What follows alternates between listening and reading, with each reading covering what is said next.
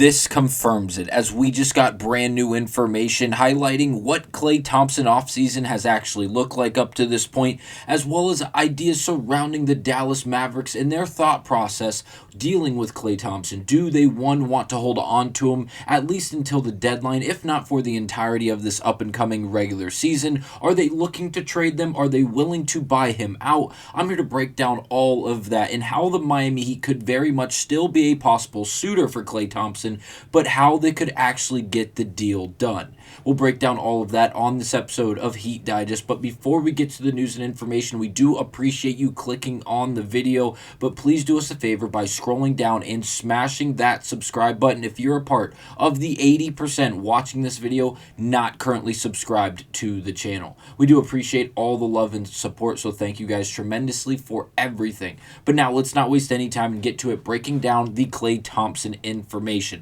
Now, we've talked about Klay a lot this offseason, and for good reason. Immediately following the Giannis Antetokounmpo acquisition by this Miami Heat organization, it immediately turned to the idea of adding a surplus of shooting. And obviously, Tim Hardaway Jr. was one of, if not the first domino to fall. They brought back Simon Fontecchio, which is another really good option for someone who can play the small and power forward position and stretch the floor effectively.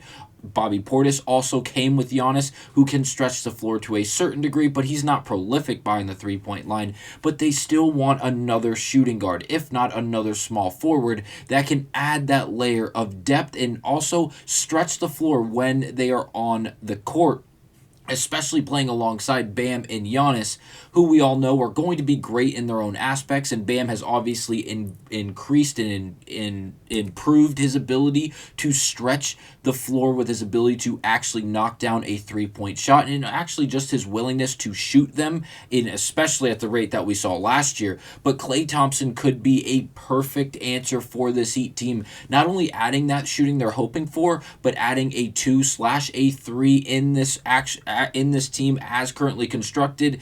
And no, he's not as good of a defender as he once was with the Golden State Warriors, but he still maintains that ability on the perimeter, and he could be reliable to a certain degree. I'm not saying he's going to win an all-defensive player of the year or be named to an all-NBA defensive team, but being credible, being respectable to at least a certain degree is going to go a long way. And honestly, doing the bare minimum will get him by with this Heat team as currently constructed. If he's playing alongside guys like De'Vion Mitchell, Andrew Wiggins, Bam, Giannis, and various others that we all know are going to make give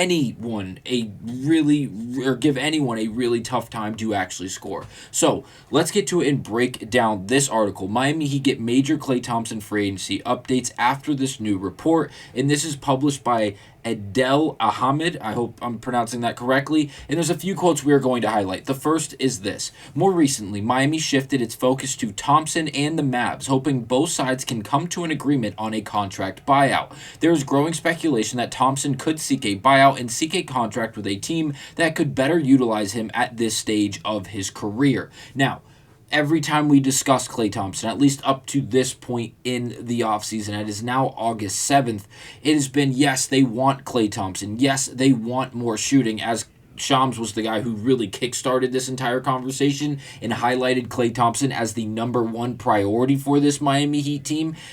But the problem was Klay Thompson, as it currently sits, is in the third and final year of his, $50 million deal. He's making $17.4 million this season alone. We all know the Miami Heat, as currently constructed, do not have anywhere near that amount of cap room to take on Klay Thompson. But yes, is there a way they can actually go out there and make a trade to acquire him? Without a doubt. We've done it on this channel in the past, highlighting that Nikola Jovic for Klay Thompson in a one-for-one trade would be accepted financially for both teams involved.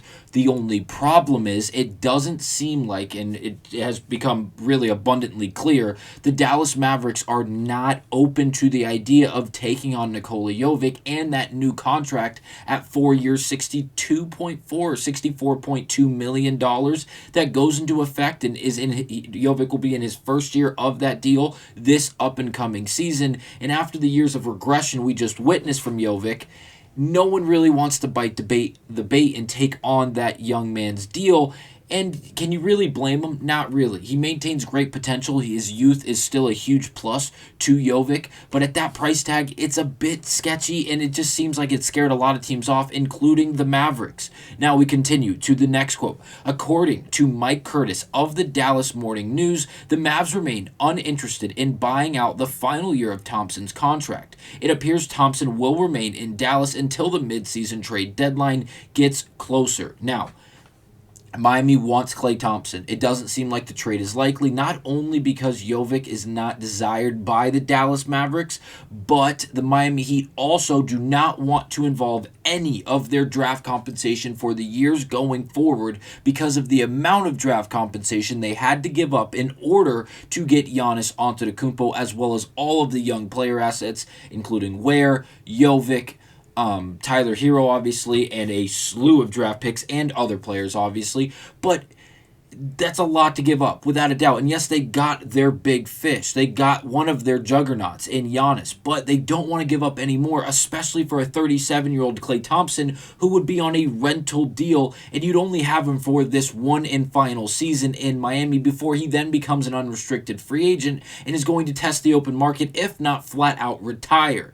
Now, that it seems like a good reason on why the Miami Heat wouldn't want to trade for him, but does it seem likely the Dallas Mavericks are going to buy him out?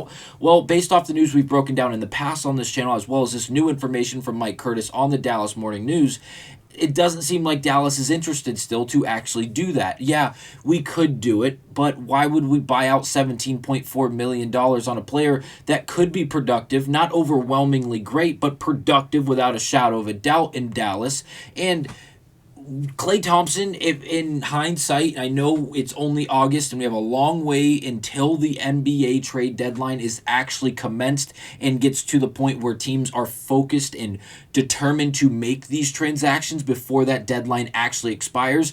But looking at it right now, as long as Klay Thompson doesn't walk into next season in Dallas or whatever team that he plays for and shoots less than 35% from behind the three-point line, this is the grade A perfect example of just the candidate at a trade deadline on an expiring deal. So the idea would be you get him for this final season, not a huge amount of money going towards him because it's not a 5 or 10 or 8 year contract of $100+ million that you're trading for. You're trading for basically a half a year's worth of a contract, which at that point would be less than 17.4 because he's getting game checks and some of this money's been paid down from my understanding. And also, he brings you exactly what you're looking for. A very, very experienced player with a lot of championship runs on his resume, where he has been phenomenal and very productive throughout his career. No, he's still not as great as he once was in the Golden State era days, where he's averaging 20+ points per game. He was one of the best defenders in the world, especially on the perimeter.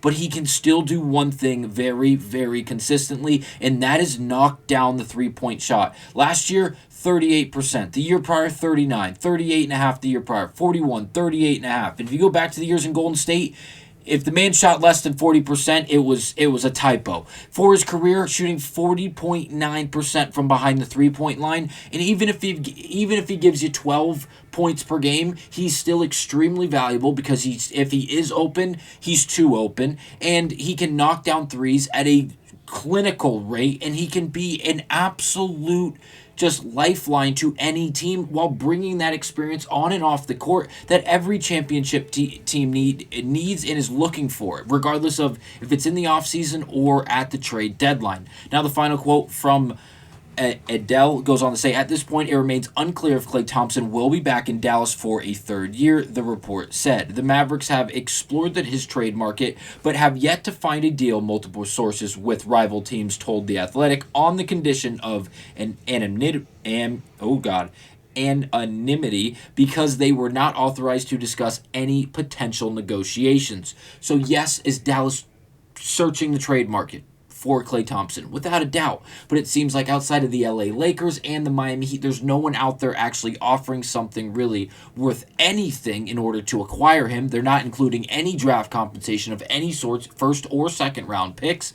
And the players they're offering are big question marks at this point in their careers and going forward. So, What did we learn? The Miami Heat are still very much interested. The Dallas Mavericks are not willing, or interested, I should say, in buying out Klay Thompson, and they are open to trading him, but they haven't found anything on the trade market that they'd be willing to accept for Klay Thompson, which means they're going to play this game of chicken, which we all know the Miami Heat are more than willing to play, as it's been made abundantly clear over the last 2 weeks and some change.